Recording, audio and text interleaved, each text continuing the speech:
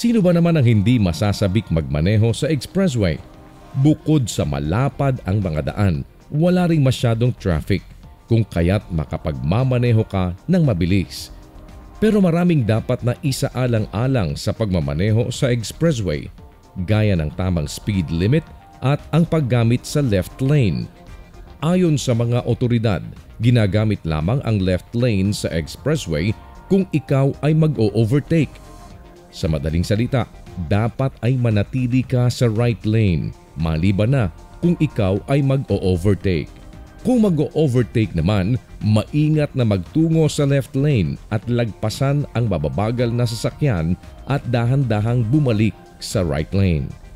Walang punto na ikaw ay manatili sa left lane sa kabuuan ng iyong biyahe. Narito ang ilan sa mga dahilan. Una, mas lalo nitong pinababagal ang trapiko sa expressway kung mananatili sa left lane.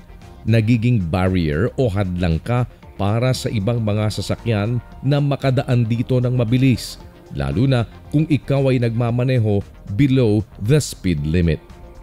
Magkakaroon ito ng domino effect sa lahat ng mga sasakyan na nasa likuran mo na magpapabagal lalo sa trapiko.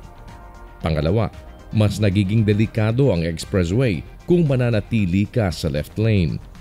Ayon sa Philippine Statistics Authority, ang hindi maayos na pag-o-overtake ang dahilan ng halos 8,000 aksidente na naitala noong taong 2010 hanggang 2012.